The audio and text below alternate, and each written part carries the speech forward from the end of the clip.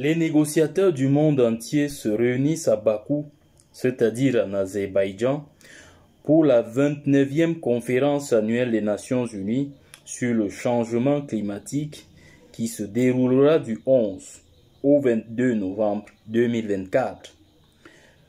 Près de 3 décennies après la première conférence des parties, c'est-à-dire COP, à Berlin, l'objectif demeure inchangé, c'est-à-dire celui d'accroître l'ambition internationale pour limiter le réchauffement climatique à moins d'1,5 degré Celsius par rapport au niveau pré-industriel afin d'éviter des conséquences catastrophiques pour la planète tout entière. Toutefois, le monde est à la veille de franchir ce seuil critique.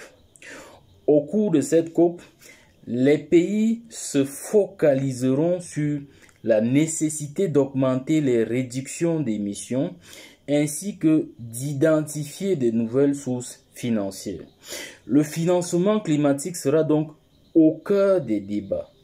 La conférence internationale devra établir un nouvel objectif quantifié collectif pour le financement climatique. À Bakou, un nouveau bras de fer s'engage avec l'ouverture de la COP 29 depuis le 11 novembre.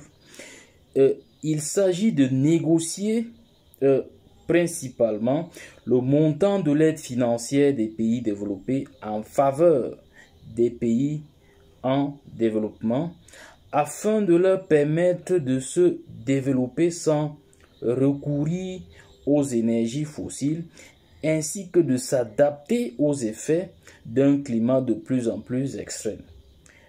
Les pays les plus pauvres réclament un engagement atteignant des milliers de milliards de dollars par an, alors que le montant de 116 milliards de dollars annuels en 2022 semble fondamentalement dérisoire, un objectif jugé irréaliste par les pays occidentaux. Par la suite, le pays hôte pour la deuxième année consécutive est un grand exportateur d'énergie fossile dont la combustion contribue au réchauffement climatique. L'Azerbaïdjan est considéré comme l'un des principaux producteurs mondiaux de pétrole brut et de gaz naturel. Les énergies fossiles représentent 90% de ses revenus d'exportation, 60% des recettes de l'État et entre 30 et 50% de son PIB, selon l'Agence internationale de l'énergie, l'AIE. Il est également à noter plusieurs absences notables. Les conférences climat de l'ONU attirent généralement des dirigeants mondiaux ainsi que leurs délégations. Cependant, après le succès sans précédent de la précédente édition à Dubaï, qui avait rassemblé plus de 80 000 participants, l'édition de cette année est moins fréquentée. Moins de chefs d'État et de dirigeants du secteur financier sont présents. Certains se tournent déjà vers la COP 30 qui se tiendra l'année prochaine au Brésil. Le président brésilien Lula, futur hôte des négociations, a annoncé qu'il ne se rendrait pas à Bakou, préférant se concentrer sur le sommet du G20 que le Brésil accueillera les 18 et 19 novembre 2024 à Rio de Janeiro. Des dirigeants tels que le président américain Joe Biden, le premier ministre canadien Justin Trudeau et le premier ministre australien Anthony Albanese ne figurent pas non plus parmi les présents. Enfin, le contexte international couplé de la victoire du candidat républicain aux élections américaines pourrait assombrit davantage les négociations.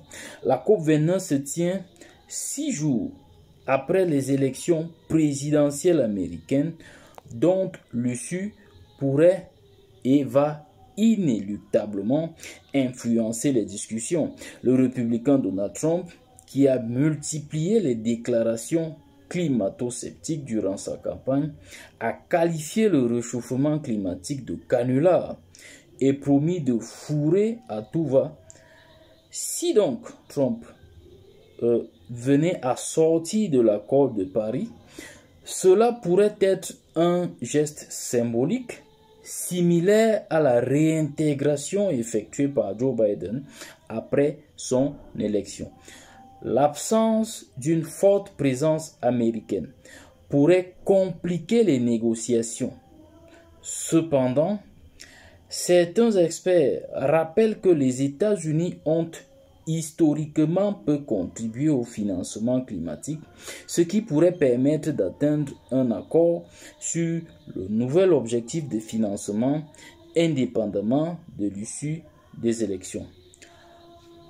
En somme, la COP29 à Bakou représente un moment crucial dans la lutte mondiale contre le changement climatique. Alors que les négociateurs se rassemblent pour discuter des engagements financiers et des réductions d'émissions, les défis demeurent importants, notamment en raison des attentes divergentes entre les pays développés et en développement. L'absence de plusieurs dirigeants influents et le contexte politique international, principalement l'élection américaine, ajoutent une complexité supplémentaire aux discussions.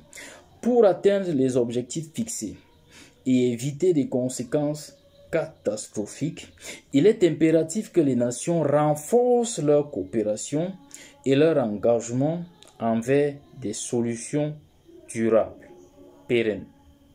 La réussite de cette conférence dépendra de la capacité des États à transcender leurs intérêts nationaux pour embrasser une vision collective et ambitieuse, essentielle pour préserver notre planète pour les générations futures. La route vers la COP30 et au-delà sera déterminante pour établir un cadre solide et inclusif, garantissant que les promesses de financement et d'action soient traduites en mesures concrètes et efficaces. Merci infiniment de nous avoir suivis. Nous vous invitons à vous abonner à cette page pour bénéficier de davantage d'analyses pertinentes et objectives sur l'actualité internationale. Une fois de plus, merci infiniment et à très bientôt.